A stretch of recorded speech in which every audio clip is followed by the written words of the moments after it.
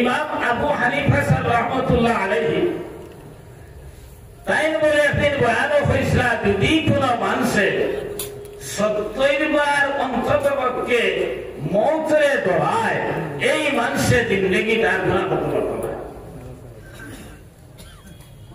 এই সময় তোর খলিফা বাদশাহ যে এই অর্ডার দিয়া জানাই দিয়েছেন যে যার যারে খাম খালো তখন যাই তাই সারাই আমার বিয়ানে উঠিয়া জবিবায় মৌত দরাই 70 বার জবি জবি যাইবায় বাদশার ওরা সারাই জবি জবি যায়। এর ভয়ে কইরা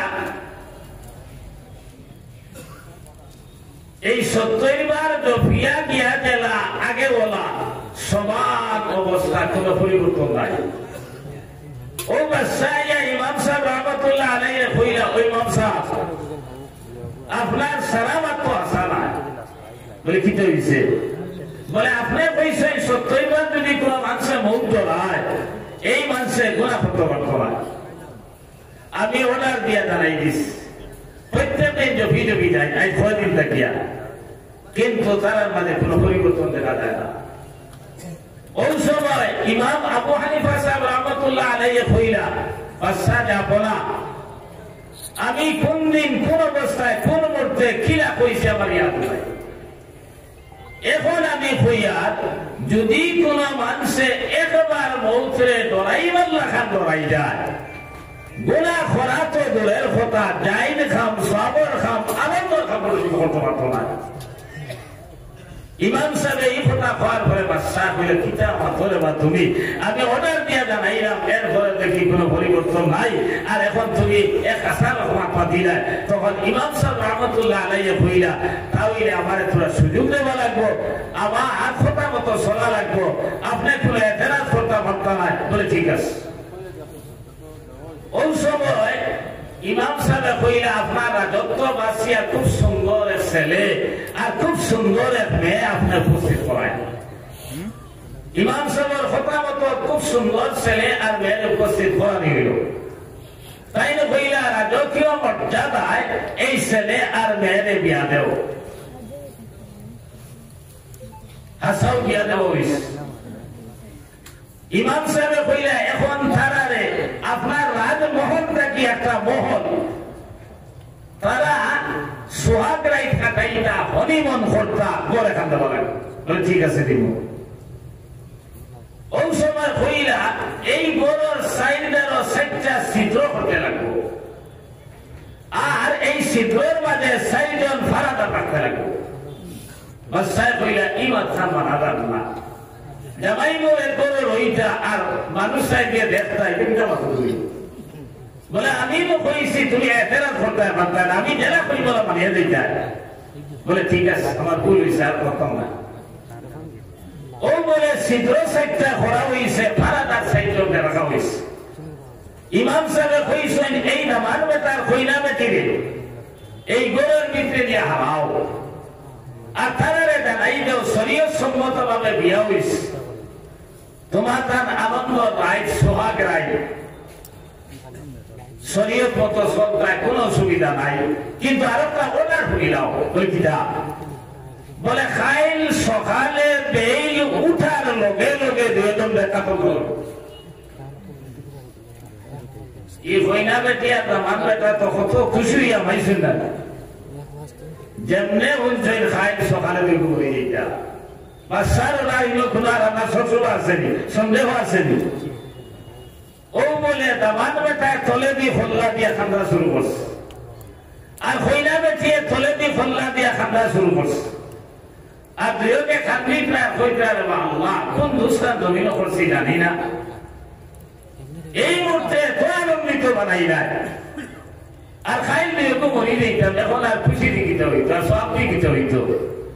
হয়তো জ্ঞান জ্ঞান করে দিতাম দুয়োকে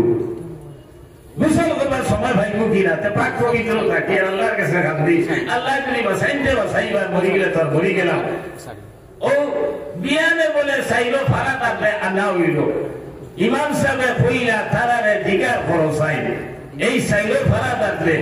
কিলা তারা কি পজিশনে হামাইছিলা আর যখন ই কথা শুনছেন খাইল সকালে দুয়োগো মরি যাইতা বাচ্চার অর্ডার বাচ্চার গুল্লি মিস যায় বন্ধুগণ কিন্তু বাচ্চার অর্ডার তুমি সেই তোলায় এই ডরে আর বয়ে ইনো গুলার খামনি ইনো তো সবর খামাস্র আনন্দর খামাস্র এরপরে দুয়োগো কিতার লাগি এই খামটাকে বঞ্চিত রইলা বলে ও ডরে খাইল দুয়োগো মরি যাইতা ওই ইমাম সাহেব রহমতুল্লাহ আলাইহি কইলা বাচ্চা যাব না আমি ও জাতীয় মৌতর কথা কইছি মৌত বিবার কথা কইছি না 70 বার না 70,000 বার যদি মুখে আমি মোট দরাই জপি আর অন্তরে যদি হাসালো করি কথা এদিন আর বিশ্বাস হয় না যে আমি ও মজলিস হইয়া বইছি অন্থাকে উঠিয়া যাইতাম ফার্মে বলে আমার কোনো ক্রান্তি নাই মাথা বলা নিরাবা না আপনারা মরথায় না মনে হয় সারা উঠিয়ে দিবে আইসতে গেল কয়েক বছর আগে ফাতার কান্দির ভুগে খাসর গাঁও হইয়ার দেখা ওরা আমি মাগরিবের পরে ওয়াজ করিয়া আর এখানে হৃষ্টপুষ্ট 40-50 ভিতরে হইব বয়স এখনো মানে হইয়া নাই ও সভাপতি থাকব আমি যে তবিল ওয়াজ করছি বাদে এসার আধার হইছে নমাজ পড়িয়া আমি আপনার নাস্তা করাত গেছি বাদে রওনা দিলেইতাম গাড়ি তুলে গেছি ওই সময় এখন হইল যে সভাপতি সাহেব দেন আসরা এন মারা গেছে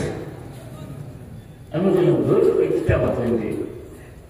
বাদে আইতে উঠিয়া দেখি আইসি হাসা মারা গেছে আমার এক ঘটনা বলা ঘটছে কিছুদিন আগে দারো আসলো বিয়া দারো আমার রিস্কার ভিতরে হইলা বেদিরে হারাইয়া কাপড় দি বেরিয়া আপনার ও অন্থা কি বলো আপনার ও হদার স্কুলের কিন্তু আপনার স্ট্যাটাস মেনটেন হইতো হরি রিস্কা খারাপ আজকে হইতে পারো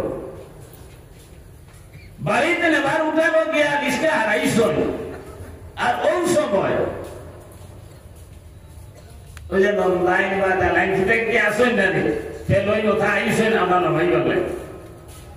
খাবল ওখান হরাইয়া কিছু হরাইয়া দর্শন আর কইছেন কইলামাকে হবত করো লামো ইগে লড়েও ডাক্তার ও দুই একজনে ডাক দিলা বলে এগুলো কিতাব এগুলো লড়ে নাকি ও মশ আপনার পর্দার ভিতরে আল্লাহর বান্দির খাম শেষ হয়ে গেছে